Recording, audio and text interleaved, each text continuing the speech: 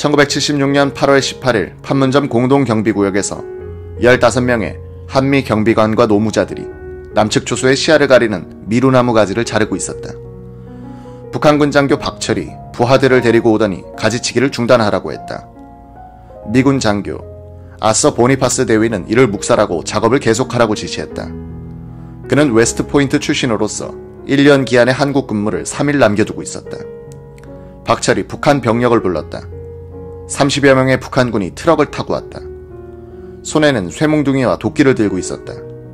이들은 가지치기를 하던 노무자들을 애워쌌다. 박철은 한국군 장교를 통역 삼아 미군 장교에게 다시 작업 중단을 요구했다. 보니파스 대위가 이를 무시하고 등을 돌리는 순간 박철은 손목시계를 풀어 손수건으로 싼 뒤 호주머니에 넣었다. 그는 죽여 라고 고함치면서 보니파스 대위의 목을 손으로 쳐 쓰러뜨렸다. 동시에 북한 군인들은 한미 경비병과 노무자들을 덮쳤다. 보니파스 대위는 몽둥이와 도끼에 맞아 현장에서 즉사했다. 다른 미군 장교 마크 바렛 중위는 사병을 도우려다가 맞아 죽었다. 미군 기동타격대가 도착했을 때는 북한군이 분계선을 넘어가 정렬을 끝낸 뒤였다.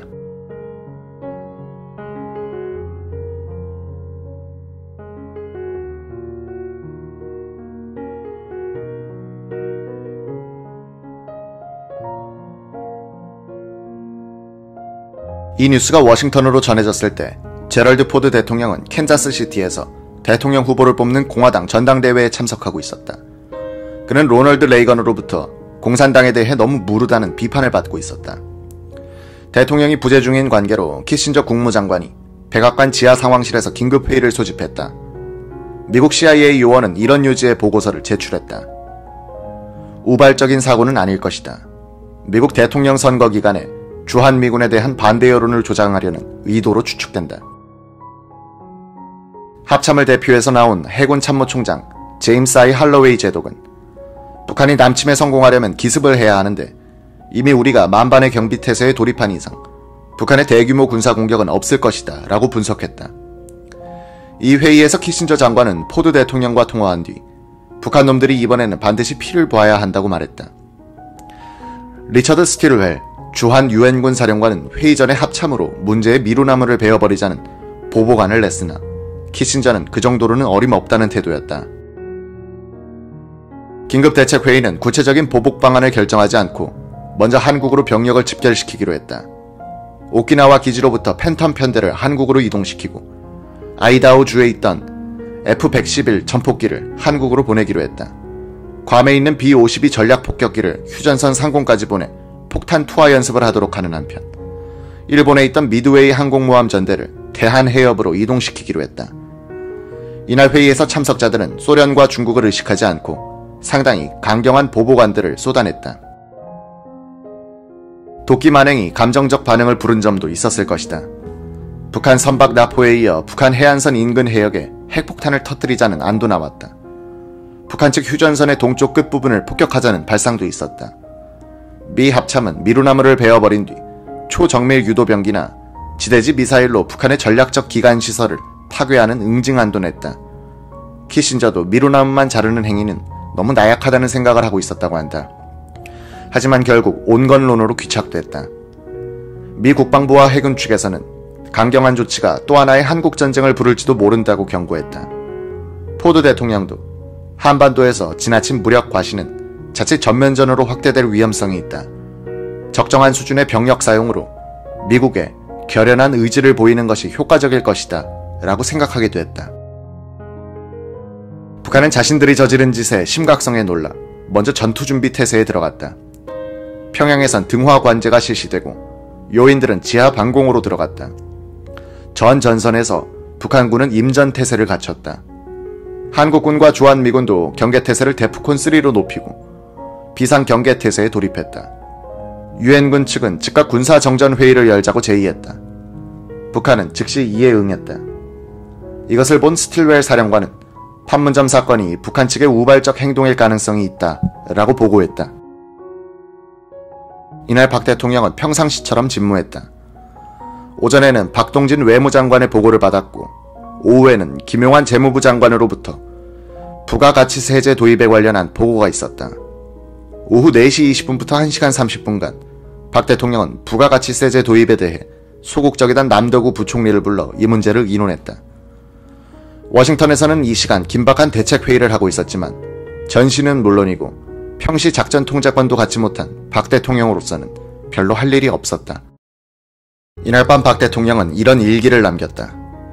오전 10시 30분경 판문점 비무장지대 안에서 나무 가지치기 작업 중인 유엔군 장병 11명이 곤봉, 갈고리 등 흉기를 든 30여 명의 북괴군의 도전으로 패싸움이 벌어져서 유엔군 장교 2명이 사망하고 한국군 장교 1명과 병사 4명이, 미군 병사 4명, 개 9명이 부상을 입는 불상사가 발생했다. 전쟁 미치광이 김일성 도당들의 이 야만적인 행위에 분노를 참을 길이 없다. 모카 스리랑카 수도 콜롬보에서 개최 중인 비동맹 회의에서 주한미군 철수를 위한 정치 선전에 광분하고 있는 북괴가 정치적으로 이용하기 위한 하나의 계획적인 만행이란 것은 분명한 사실이다. 이들의 이 만행을 언제까지 참아야 할 것인가?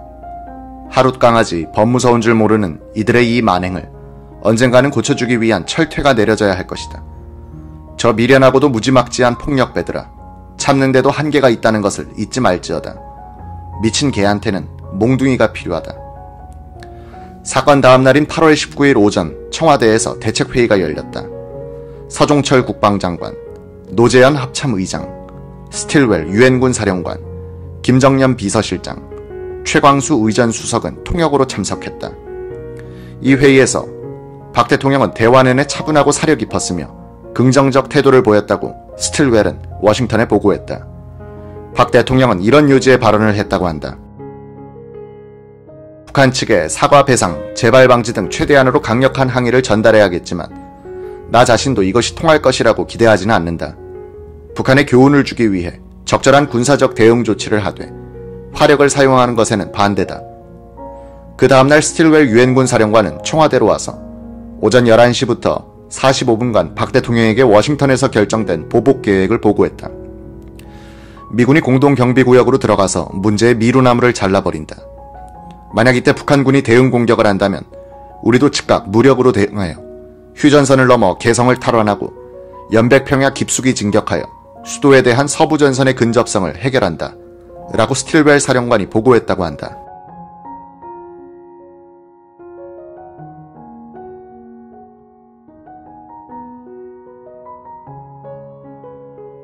두 개의 코리아를 쓴 돈 오버도퍼가 미 국방부 문서를 인용한 내용은 좀 더 구체적이다.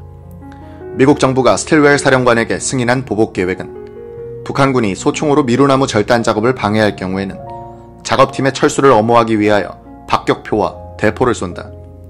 북한군이 지상 공격을 해올 경우에는 대기 중인 지원부대가 인근의 북한군 목표물에 대한 집중 포격을 개시한다는 내용이었다고 한다. 후자의 경우는 제2의 한국전쟁이 시작되는 것을 뜻했다. 이런 경우에는 유엔군과 한국군이 개성과 연백평야까지 진출하되 더 북쪽으로는 전선을 확대하지 않는다는 목표를 세웠던 것 같다. 스틸웰 유엔 사령관의 보고를 들은 박정희 대통령은 군사작전은 미루나무 절단에 한정하고 북한이 확전할 때만 우리도 확전해야 한다는 점을 강조했다고 한다. 박 대통령은 매우 신중한 태도를 취했다는 이야기다. 그때 한국은 중화학공업 건설이 궤도에 오르고 있었다. 박 대통령은 평화만 깨지지 않는다면 체제 경쟁에서 김일성에게 이길 수 있다고 믿고 있었다. 그는 도끼 만행에 대한 보복으로 그런 평화가 중단되는 것을 바라지 않았던 것이다. 박 대통령은 이에 1월 24일 국방부를 연두순시하는 자리에서 이런 말을 했었다. 공산당이 지난 30년간 민족에게 저지른 반역적인 행위는 우리가 절대로 용납할 수 없을 겁니다. 후세의 역사도 절대로 용납하지 않을 겁니다. 우리가 정말 참을 수 없는 것을 참아온 것은 전쟁만은 피해야겠다는 일념 때문이었습니다. 우리가 언젠가는 이 분단 상태를 통일해야겠는데 무력을 쓰면 통일도 되지 않을 뿐만 아니라 한 번 더 붙어서 피를 흘리고 나면 감정이 격화되어 몇십 년간 통일이 또 늦어진다. 그러니 통일은 좀 늦어지더라도 평화적으로 해야 한다고 우리가 참을 수 없는 그 모든 것을 참아온 겁니다. 우리의 이런 방침에는 추호의 변화가 없습니다. 이날 박 대통령은 스틸웰 유엔군 사령관에게 주문을 하나 했다. 공동경비구역이 미군 관할이라고 해서 우리가 가만히 있을 수 없다. 미군 지휘관을 제외하고 절단작업, 경호, 근접 지원 등 제1선 업무는 한국군이 맡고 미군은 제2선을 맡도록 했으면 한다. 1976년 8월 21일 오전 4시쯤 미 2사단 내 RC-4 체육관, 한국 공수부대원으로 구성된 특공대원 64명이 출동을 기다리고 있었다. 박희도 여단장은 특공대 장교들을 불러놓고 이렇게 지시했다. 일단 교전이 붙으면 누가 먼저 발포했느냐는 문제가 안 된다. 교전 결과가 중요하다. 일단 우리 편에 피해가 없어야 한다. 적의 공격이 예상되면 그 즉시 선제 기습이 이뤄지도록 특공대장 이하 간부들이 즉각 조치하라. 내가 현장에서 직접 지휘할 수 없는 상황이니까 특공대장의 판단하에 움직여라. 결과에 대한 책임은 모두 내가 진다. 박희도 여단장은 무기를 숨겨가라고 지시했다. 방탄조끼를 입고 계급이 없는 철모를 쓴 특공대원들은 몽둥이만을 든 채 트럭 3대에 나눠 탔다. 방탄조끼 안에는 권총과 수류탄이 숨겨져 있었다. 이러한 무장은 공동경비구역 내의 규정과 스틸웰 사령관의 비무장 지시와는 배치되는 것이었다. 한국 특공대 병력이 공동경비구역으로 가는 전진기지인 키티오크 캠프에 도착한 것은 잠시 후였다. 이날 오전 7시 한미 호송 차량 23대가 북한 측의 사전 통보 없이 공동경비구역으로 진입했다. 미군 공병대원 16명은 전기톱과 도끼로 미루라문을 베어내기 시작했다. 공동경비구역 안에 북한이 멋대로 설치한 2개의 바리케이드도 철거했다. 한국군 특공대가 이 작업을 엄호했다. 하늘에는 미군 보병이 탄 20대의 범용 헬기와 7대의 코브라 공격용 헬기가 굉음을 내면서 선회 중이었다. 상공에서는 B-52 전폭기 편대가 한미 전투기의 엄호를 받으며 선회하고 있었다. 오산에는 중무장한 F-111 편대가 대기 중이었다. 해상에는 미드웨이 항공모함 전대, 판문점 가까운 전선에는 한미 보병, 포병이 방화쇠를 만지고 있었다. 미루나무 절단 작업이 시작된 직후 유엔군 측은 당직 장교를 통해 북한 측에 메시지를 전달했다. 유엔사 작업반은 8월 21일 JSA 안에 들어간다. 그것은 지난 8월 18일 당신네 경비병들의 도발로 마무리 짓지 못한 작업을 평화적으로 완료하기 위해서다. 우리 측 작업반은 유엔사 초소 사이를 가로막고 있는 나무를 베어낼 것이다. 작업반은 임무가 끝나는 대로 JSA에서 철수할 것이다. 이 작업반이 아무런 도발을 받지 않는 한 어떤 문제도 없을 것이다. 김정년 비서실장과 최광수 의전 수석은 이미 오전 6시에 청와대로 출근하여 유엔군 사령부 지하 벙커에 있는 유병현 합참본부장과 전화통화를 한 뒤 비서실장실에서 대기하고 있었다. 유엔군 사령부와 연결돼 있는 핫라인을 통해 작전 진행 상황을 파악하여 대통령에게 보고하기 위해서였다. 절단 작전이 시작되었을 즈음 박정희 대통령은 본관 2층 거실에서 아래층 집무실로 내려왔다. 김정년 실장과 최광수 수석은 유엔군 사령부에서 보고가 들어오기만을 초조하게 기다렸다. 첫 번째 보고는 지금 작업반이 들어가 미루나무를 베고 있다였다. 최광수 수석이 집무실로 가 박정희 대통령에게 이 내용을 보고했다.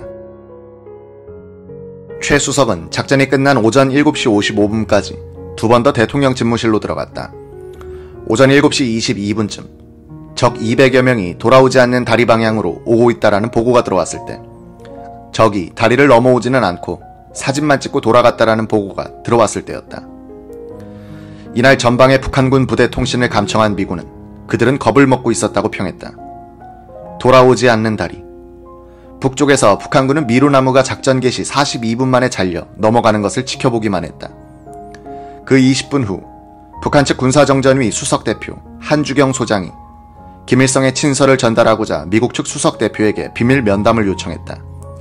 김일성이 유엔군 사령부에 편지를 쓴 것은 이번이 처음이었다. 그 내용은 유감 표명이었다. 미국 측은 이를 사과로 받아들였다.